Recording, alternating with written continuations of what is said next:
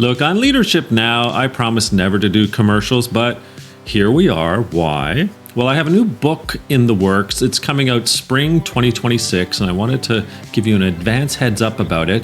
The title, The Future of Work is Gray, and it's kind of a big deal to me because the book dives into the age crisis that's reshaping work as we know it. It's something that I call age debt, but spoiler alert, it does turn into some solution. There's some hope, there's some positive, and that's called the experience dividend. So if your workplace still thinks that age is a liability, well, it's time to retire that mindset. In fact, we might want to retire the word retire. So yeah, I don't do ads. This is a special occasion, and for it, I am willing to go gray. And maybe Grey Goose will sponsor me, not sure. Anyway, spring 2026, the future of work is gray.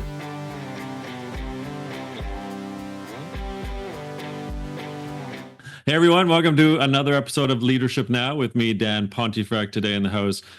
Bradley Schurman. Bradley, first the bio, and then we're going to get right into it, including the super age. Bradley Schurman, leading voice on demographic change and its global impact on societies and economies. Committed to helping organizations and individuals build resilience, Bradley's work spans journalism, public policy, and corporate strategy. As a co-founder of New Rules Media, he uses data-driven storytelling to explore critical topics like climate change, politics, the economy, and the future of work, offering insights that help audiences understand and navigate our rapidly changing world.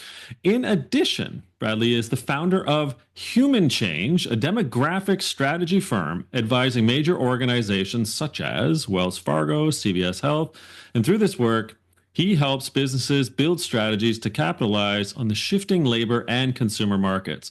He's the best-selling author of The Super Age, Decoding Our Demographic Destiny, which examines the far-reaching effects of an aging population. His analysis has positioned him as a sought-after thought leader and speaker.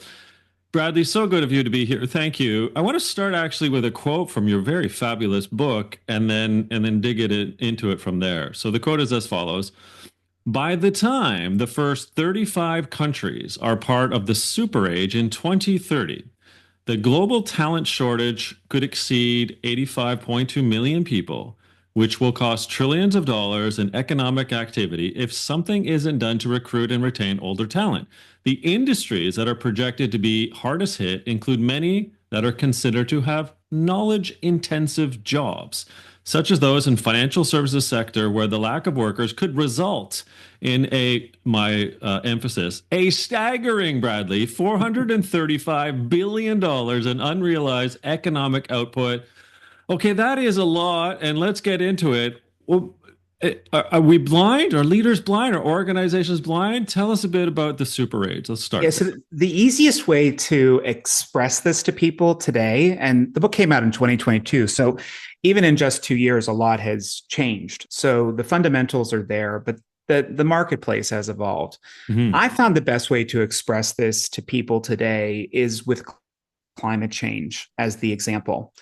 Both demographic change and climate change are what are known as slow-moving trends, meaning they don't magically pop up out of anywhere, but their effects can really pinch us at the wrong time. So you know about the storms down in Florida and the Carolinas in just the past month. That is a result of over 100 years of climate change. The pinch that we're having in the global labor market right now is the result of over 100 years of demographic change, with the most damning portion really in the past 25 years. And it boils down to this. We have not had enough children to replace our populations. And because the number of children is smaller than it has ever been, we don't have a strong pipeline of workers coming into the labor market. And we have these outdated norms of retirement and ageism that are pushing people out of the labor market. So in essence, business is having to do more with less.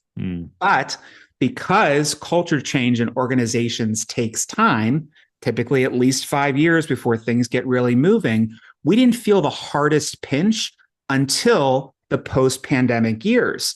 So we're only in about year 3 of this right now, 2 if your measure is a bit more conservative.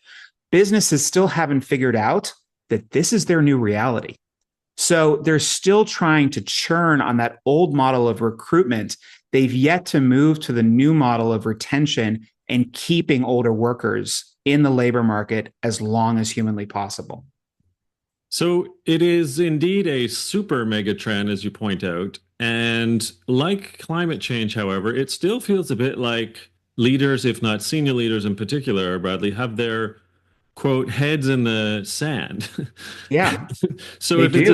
if it's a super mega trend and calamity is inevitable if something's not done about it, when you're working with the CVSs and the other organizations like Wells Fargo, what are I guess, the leaders who have their heads out of the sand thinking about this? The leaders that have their head out of the sand tend to be leaders within organizations that have a specific and perhaps more harsh demographic pressure pushing Hmm. upon them. Oh, I see. So think about where the biggest businesses are located in the world. Typically, they're located in big cities: London, New York, Paris, Toronto.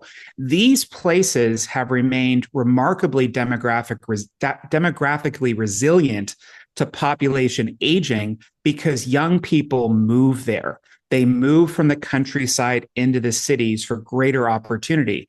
So these places have remained remarkably young, but that's also blinded them through bias to the reality the rest of the countries and the world are facing.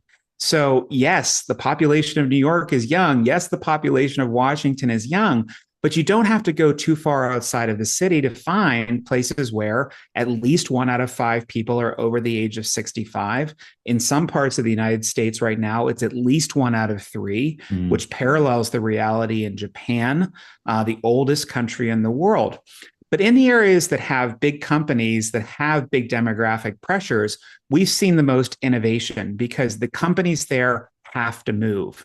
A state like Maine, for example, one of the first states to become a super age population where at least 1 out of 5 people are over 65, they have no problem engaging people later in life to work. A country like Germany, the same is true. In fact, in my book, I talk about BMW, one of the first companies to really lean into demographic change and the aging of their workforce. And they became a model, not just for the automotive industry in Germany, but for the automotive industry worldwide. So there is green in all this gray, but typically businesses have to have an outside pressure that is so immense that they cannot ignore it. Otherwise, they will stay with the status quo. I'm supposing as well then in certain parts of the world that point of from rural to urban and just net immigration or net migration to the bigger cities are clouding the judgment of certain leaders. Yet, as you point out with Germany, Japan, South Korea is obviously another example. When hit by this, action is being taken. Yes. So if action isn't being taken, what's the flip side, the downside, the detrimental calamity that some organizations and leaders are going to feel if they're not getting those heads out of the sand? First of all, your talent pool dries up Mm, almost overnight. And as we've seen in the past few months here in the United States, at least, there's almost a wholesale rejection of Gen Z employees. They're not ready for the workplace. So we're doing two things at once. We're pushing older people out and we're not letting younger people stay in. What does that leave us with? A workforce that's people 30 to 50 and that's it? That doesn't make sense. So this will drive up the cost of labor overall for mm, businesses. That's the first thing that will happen. The second thing that happens is there will be, and I think this is going to happen regardless, a renegotiation of the contract between employees and employers, maybe mm. better benefits, maybe more flexible work in the future. But if they don't do anything, they're going to struggle to get the right talent to fill these jobs. And that presents a clear and present threat to their business. The second part is if they're not fully aware of demographic change, they're not going to understand that younger markets are actually contracting in size. Well, at least for a period of time, at least the next 4 to 10 years, older markets are actually expanding. Mm. So if you don't have that representative sample of older adults within your workforce, people who are actually 65, 70, 75, maybe even 80, you're not going to get the right input into your product and service model, you're not going to get the right innovation in place. And by God, you're never going to communicate it effectively, because ageism and bias, they seep into everything that we do.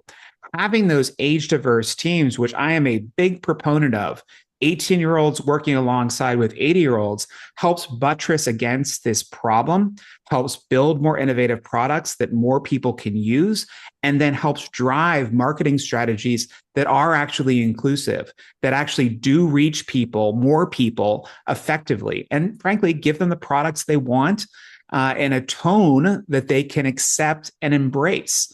I think the one company that has done this, bar none, the best is Apple. They have nailed it.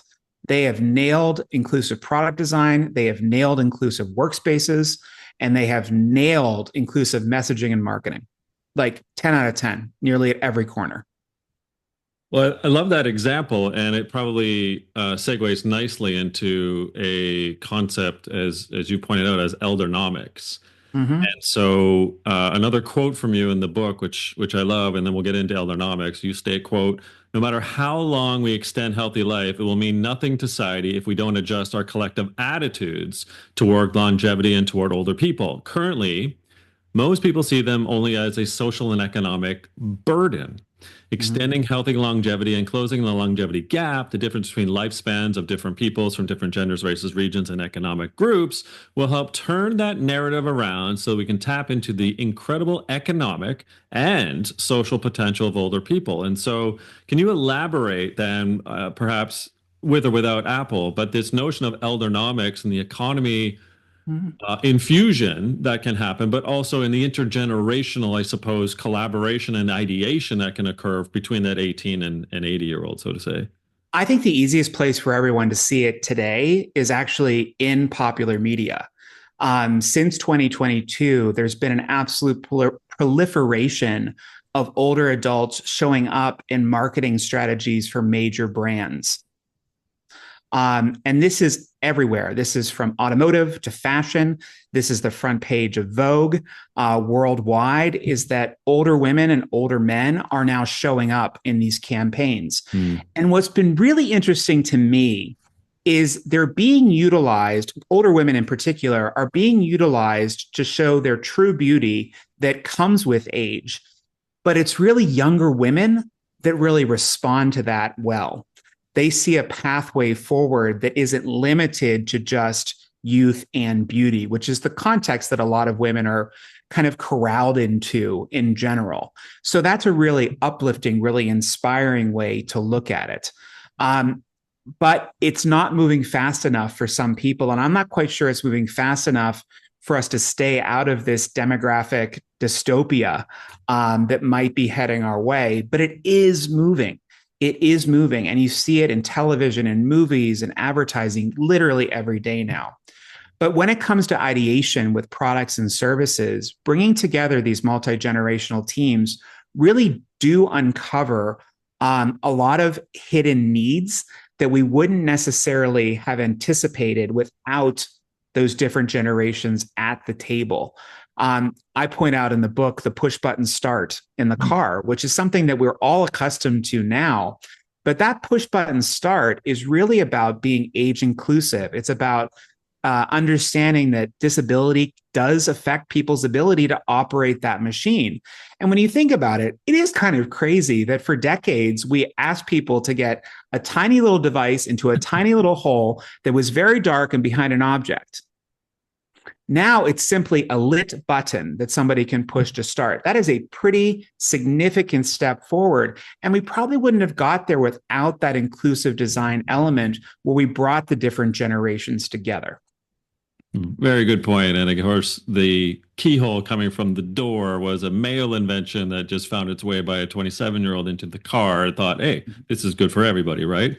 Yeah, I mean, I call it the pickle jar problem. Yeah. You know, we have designed great products that work for a certain category of people, and the pickle jar program is a problem, a paradox rather, is quite simple. The pickle jar is a great device when you think about it. It keeps shelf-stable foods safe and secure for our populations to eat. But guess what? The vast majority of people cannot open the pickle jar. So great device, but zero applicability to a large portion of the population. everyone has been handed that before and said, can you help me get this open? So if we can remove those barriers from products, from services, typically through inclusive design, typically by bringing people of different ages and abilities together around the table, we improve the product overall for the overall population. So, if we're settling scores of creativity and economic output by allowing, permitting, and also encouraging older workers to work longer because we're living longer, and we have a plummeting birth rate, I suppose now we have to get a little bit into the economic impact and just the economy itself. So, you Mm-hmm. point out that the G7 are sort of historically used to a 1.7% economic growth factor on kind of an annual basis, but our workforces are decreasing and will decrease if we're not sorting through the actual number of people that work. And you believe that the growth rate's expected to actually average to about 1.2%. That's quite a decrease of, roughly a third.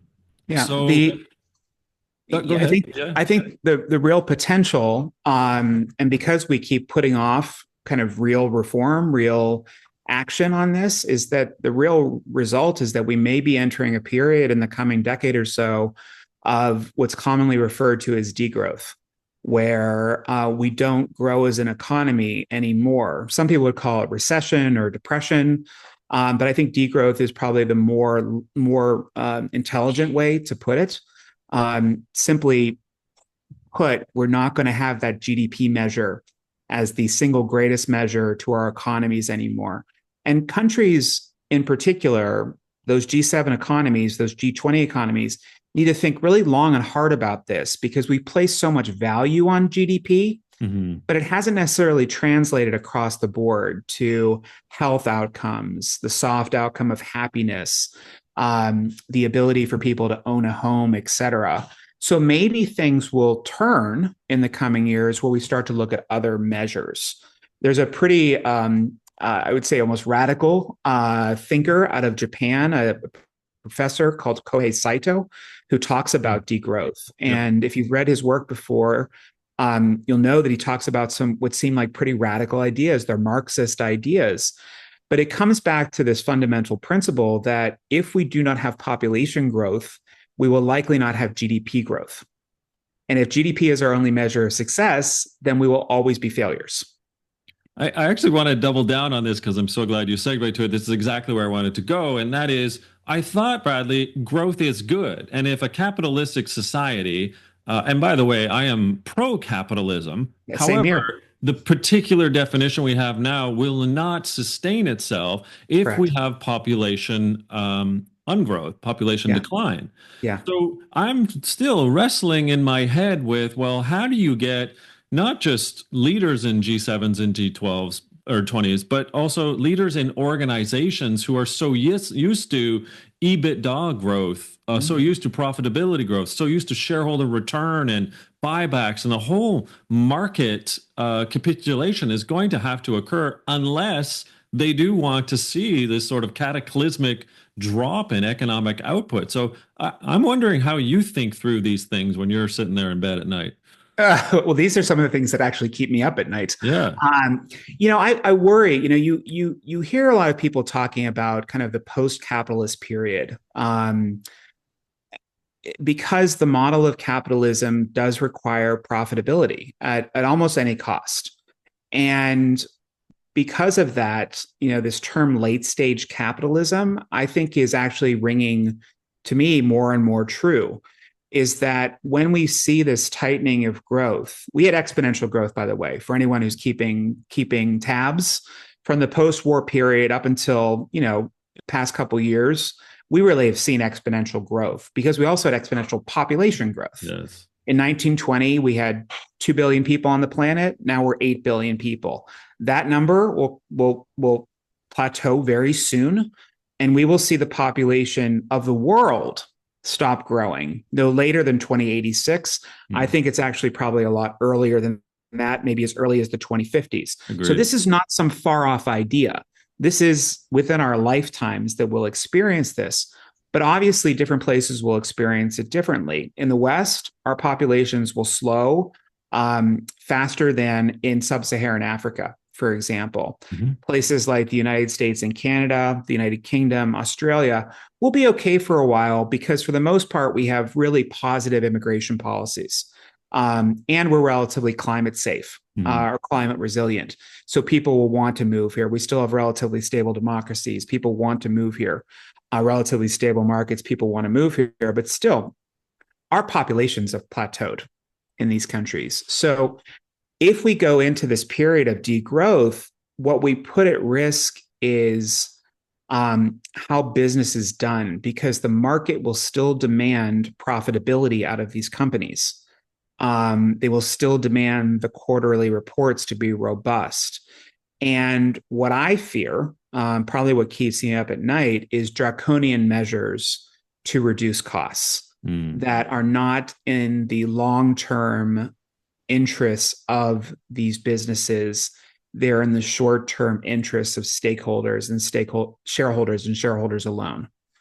And that's spooky because you could see a reality where companies are literally bled dry, trying to keep up with profitability in a period where growth may not be the norm. Well, then we've been used to short-termism since sort of Uncle Milt Friedman's 1970 doctrine of shareholder primacy.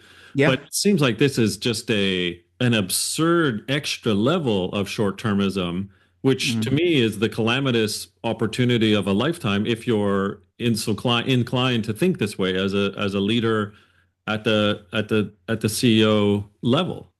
Yeah. I mean, the smart leaders have started considering demographics as part of their strategy. They're thinking about product mix, they're thinking about labor mix, but they're a small minority. I think where we're starting to see leading organizations are the ones that are thinking more about midlife now, specifically midlife women. And these organizations, they're a little bit easier to find today. They're about 10% of organizations in the United States have put in place menopause or caregiving type policies. And why did they do this? Well, because women in midlife are now the greatest threat to the labor market. Right. Because of these pressures that they're facing, if they fall out, the whole thing comes to a screeching halt. And I mean, I am cautious about sounding hyperbolic here, but imagine if we were to lose upwards of 20% of the workforce because of these pressures. That would cause a calamitous reaction. And no one's prepared for that. No one is prepared for that mentally or economically. And unfortunately, when these things happen, the cascading effect is quite dramatic and quite swift. Obviously, the markets dry up in terms of consumers, which is scary as a business. Yeah. But if you're a government, I mean, this should be keeping you up as a government, because if you don't have people working, they are not paying taxes. If they are not buying goods, they are not paying taxes. And this then cascades to the fact that there will be an imbalance between the number of people working and the number of people out of work, which will cause countries, certainly has already happened for localities, mind you, where their credit rating will drop. So guess what? They can't borrow money now, or they can't borrow money cheaply now. So now they're paying more for less. And the infrastructure that everyone relies upon, schools, roads, hospitals, bridges, that starts to come apart. That's why, it's very easy to slide into this dystopian view of the future, because the systems haven't adapted fast enough to what's coming. And this is where you bring it back to climate. All of this stuff now does feel cataclysmic because we hadn't done the right preparatory work. Now, how I stay positive, that's probably an interesting thing to put in here. Humans are naturally resilient, and we will figure our way out through this. The period of figuring out, though, will be messy. It will be very, very messy. And there are intersectional realities that we have to consider too. Again, bringing it back to climate, we will likely have migration of people. We're already starting to see that now. So businesses have it's like playing three-dimensional chess. Businesses not only have to contend with a demographic reality, but they might have to deal with a geographic reality. They might have to move to build climate resilience to a place that may not have the right labor mix, hoping that the labor follows them there. So these are all kind of theoretical things to consider going forward, but they are possible realities. And like you highlighted, things are speeding up very, very quickly. Yeah, I was going to say time is diminishing by the day, it seems, as Yeah. I've only really sunk my teeth into this file for the past year or so, but now I'm pretty Pontefract petrified, I must say. Yeah. Well, But and that, the worst part is, Dan, I was a lot more positive when I was writing the book than I am today. huh, Because here's why. The longer we wait to solve for a problem we know that's there, the harder it is to solve for. yeah, We have fewer options. We knew these trends really had started as early as the mid 1960s. I was going to say, yeah, exactly. We were aware that there were at least hints of this happening. But then, of course, we had the millennials in the 1980s who thought, oh, things won't be so bad. But then that first cohort of Gen Zers came on board, and we knew things were different. We knew things were different, and we didn't act. And we've had every opportunity over the course of at least 40 years now, or almost 50 years now, to modify our pension systems, modify our healthcare systems, rethink what the economy could look like, extend working lives, provide new pathways for employment. And we've just not done that. Our civic leaders in particular really have kicked that proverbial can down the road for decades. There have been a couple harbingers. I mean, a couple canaries in the coal mine, so to say, Bradley. And if you do look at Japan and South Korea, I mean, their birth rates, Japan's, I think, about 1.0, South Yeah. Korea is something like 0.76 or Yep. thereabouts. So they've been on this path much more in an expedient way than perhaps the West. When I say West, I mean UK, US, Canada, to the degree of listeners that are listening in from those places. Mhm. So is it technology that's making sure that those folks don't fall into a tsunami of age debt? Is it something else? Like, why is it that Well, some of them in debt? technology, the world population hasn't stopped growing yet. Yeah. So Japan, at least for this period of population decline that they've been in now for 15 years, has been able to see GDP growth happen Hmm. um, because of marketing their products overseas. Like those companies can still grow. The Japanese economy can still grow. The same will hold true for Canada and the U.S. At least in the near future. I'm not worried about the companies growing, the GDP growing. What I'm more concerned about is what's happening locally. Yeah. Okay. Okay, that's a bigger concern. So, you don't have to drive too far out of any major city, and you'll find a rural town that is holding on for dear life because they simply don't have the population there anymore. Hmm. And I know my friends in the anti-ageism movement would get angry at me for saying this, but there is just a reality that comes with older age, and we are likely to encounter some type of decline. Hmm. That could be physical, that could be mental, that could be cognitive. Um, if you only have a population of older adults living within these communities and they aren't working and they are sick or to some degree disabled, what kind of a community is that? Yeah. Um, I work for this organization. They're one of my clients. They're based in the Midwest, and they asked me to do an analysis of all 12 Midwestern states in the US. And we were able to get down to county level. We could have gone a bit further to census tract, but we kept it to county. Hmm. And we were able to map the highest densities of population, 65, 75, and 85 plus. But that isn't where we stopped. We then took NIH data, the National Institutes of Health data, and folded that into this and made predictions for the density of people that had likely had dementia within those populations. So not only did we find counties where 1 out of 3 people were over the age of 65, we found counties where at least 1 out of 10 people were likely to have dementia. Wow. So we don't experience that in the big cities, not yet. We don't experience that because our populations are still young here. In DC, we're a young population. We're about 1 out of 8 people over 65. We are young here. We are Hmm. young here. in comparison to, the Upper Peninsula of Michigan or Central Canada, Hmm. or, the northern part of England. We are young here. So we don't see that impact on a daily basis. We don't or aren't as concerned about our labor pipeline yet. But we have not been able to outrun demographics yet. We have not been able to outrun this demographic change yet. So There's it reminds me, I have to remember what the towns are called, but there's a couple cities or hamlets, I suppose, like sort of that used to have 3 to 5,000 people in them in Japan that are now tourist attractions yeah, because like the moss and the ivy have grown over all of the town. And because the elderly became very elder and no one else moved in, it was a net migration out. Now they're tourist attractions. It's kind of like a yeah, Hobbitville for people to go visit. I'm thinking to myself, well, that's macabre. yeah. That's It's very kind of well.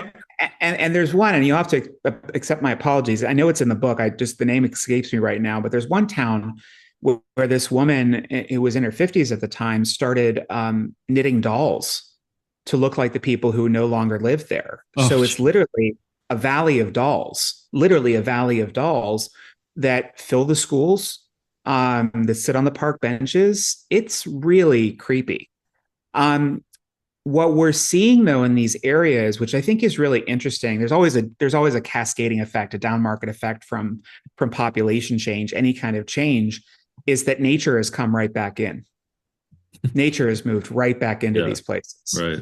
And what's even more interesting, especially in Japan, because this depopulation has happened so quickly, is that we used to have buffers between humanity and nature. So there was the urban area, which animals didn't typically come into. Then you have suburban and then rural. Now that rural area is essentially depopulated, more nature is coming into suburban areas, more nature is coming into urban areas. So you'll find, bears, deer, et cetera, coming into big cities now, something that really would have been unheard of Hmm. just 50 years ago. And they're doing it because their sensitivity to technology and light has been diminished. They've become more used to it. So it's another thing that we have to think about. Getting back to thinking of the leaders for a second, what I wanted to ask you, Bradley, is if it's, I don't know, lip service, maybe lipstick on a pig, but that is the retirement age and increasing it. And I think about countries like France who have difficulty with that. I think about Yeah. companies who, arguably in Canada and the US, are trying to find ways outside of public sector where there are in union environments. But even though we could go there and get your answer on that, what does retirement age mean to you as a tactic, as a lever to adjust for leaders to help them through the next decade, let's say, or so? Yeah, I think it's like taking a sledgehammer to open a walnut. Okay, then. Um, in practice, it gets you to the end result. In reality, there are a lot of other tools you can use to get there. And let me explain. So, not everyone ages the same way. Hmm. That's the first thing. We all encounter our longevity in a different manner. We have different health conditions, we have different types of jobs, different types of stressors. So, somebody who's 50 years old might present the same as somebody who's 75 years old. We also work differently. Manual jobs, for example, manufacturing, mining, heavy industry, building trades, those bodies wear out faster than those of us that are in quote unquote knowledge jobs. So I think that smart policy, although it would be more complex than the current standard of you retire at 65 or 67 or 70, maybe a little bit more nuanced in the future, maybe a bit more aligned with like a means testing of sorts, Hmm. where the totality of you is considered more carefully over the course of your life. Um, but there's not going to be a perfect answer to this. And there's going to be a lot of pushback in whatever direction we choose. But statistically, we know people who are higher educated are staying in work longer. And that's because they want to. Yeah, They don't need the money, they're yeah, choosing to do yeah. it. We also know that people who are lower income are staying in work longer, not because they want to, because they need to financially. Um, the only people that really I think are left that believe in there being a real retirement are people who are middle class, middle income. Mm. And I think typically we see more of those people want to exit at or around 65. Um, Increasing the retirement age for them and the upper class, I think is smart. But for people who are lower income, maybe less so. They're more likely to have shorter lifespans too. So the question of fairness comes into mind, Yeah. and we have in this country a pretty sizable gap when it comes to longevity. Um, in my Based city, on economic standards or your demographic. you take a couple of slivers here. So the first sliver is always economics. The second sliver is typically gender, and the third sliver is almost always race. Mm.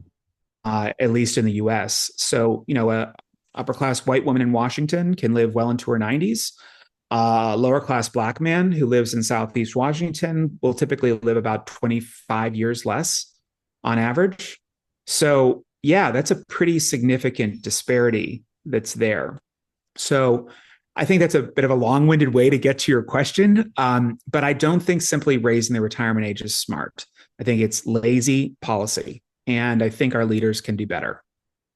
You touch on two things in the book that I've written about extensively, and I'm so delighted to find it in your book, Bradley, and that is about belonging and purpose. Mm-hmm. And so tell me a bit more about the importance of an organization, specifically inculcating that culture of belonging and purpose such that the older worker um, feels that they belong and feels that they can enact still a greater sense of purpose whilst remaining in the organization. And perhaps that's contractual, maybe that's gig, maybe that's part-time, whatever. Tell me your thoughts Yeah. on belonging and purpose then. Well, I think this is especially true for men in the workplace. So let me be clear about that. Women tend to be far more resilient than men Hmm. later in life. I think largely because they have to, because they live longer, and they have to do it with fewer resources than men, but also because their social networks are different than ours. They also Um, have to put up with men. yeah, that builds its own resilience. We're a lot. But when it comes to what organizations can do to help build this resilience and purpose, there are some organizations out there that have done this really well. So they tap into their retirees on a regular basis, as you mentioned, either in that part-time or gig work. Some organizations have set up consulting firms within their organization that basically tap that retired, quote unquote, retired talent for Mm. projects. Here in the US, UPS workers are part of an ambassadors program, and they're welcomed back literally with open arms during the peak seasons like Christmas. Mm. And they come back in, they work in various and sundry jobs, maybe not necessarily delivering, but working on the line, doing some of the logistics. And that helps not only give these retired men and women something to do, it keeps them connected to their workplace where they have a lot of value, a lot of investment. It also helps them build additional financial resilience later in life. So it's like a win-win-win across the board. And it's rare that you find those these days where the business wins, the individual wins, the government wins, everyone's winning at the same time. That's really, really nice to see when those things pop up. But it is a real risk for individuals, again, men in particular, to slip out of the workforce. Men should be doing whatever they can to stay in the workforce as long as possible, because we attach so much of our identity to the workforce.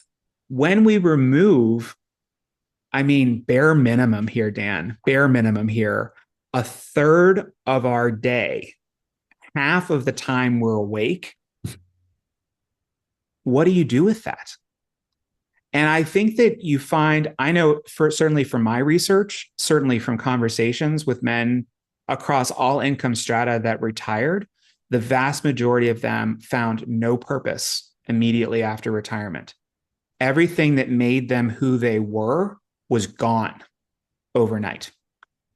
My own father, who's 74 years old this month, it took him. And he had the luxury of transitioning into retirement because he owned his own company. Mm-hmm. But when he finally exited, he struggled. Mm. He really struggled to find his footing. He's got it now, but it took years to get there, years to really get there. So he is not an anomaly. He is the norm. So I do think that, yes, companies can do a lot to keep older adults in the workplace. I also think a lot of this onus falls to individuals as well. And asking for those things, asking for flexible work, or at least bringing it up in conversation. And I certainly think businesses can do a better job of asking people, obviously without violating the law, asking people, what do you want to be when you grow up?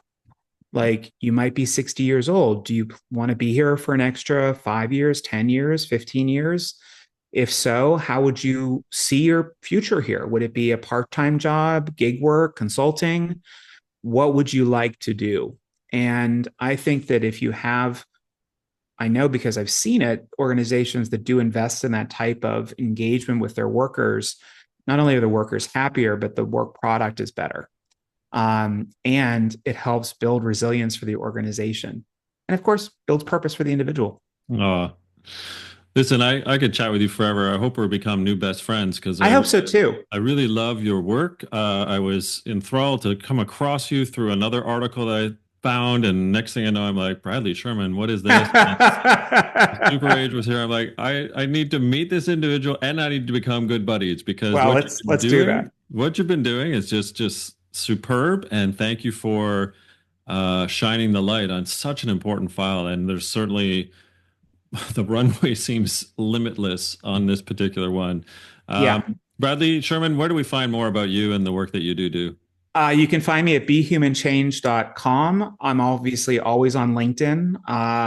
But if you want to keep up on the change that's impacting our world now and in the future, you can subscribe to our Substack at newrulesmedia.substack.com. It's delivered a couple times a week, and I'm guarantee it'll make you think about the future. Well, definitely count me in as a subscriber. Thank you so much for this. Amongst other things, Bradley Schurman, you're a pretty decent human being looking out for the rest of society. Thanks, Dan. Thank you for that. Author of The Super Age, Decoding Our Demographic Destiny. You've been listening to or watching Bradley Schurman and I, Dan Pontefract, on Leadership Now.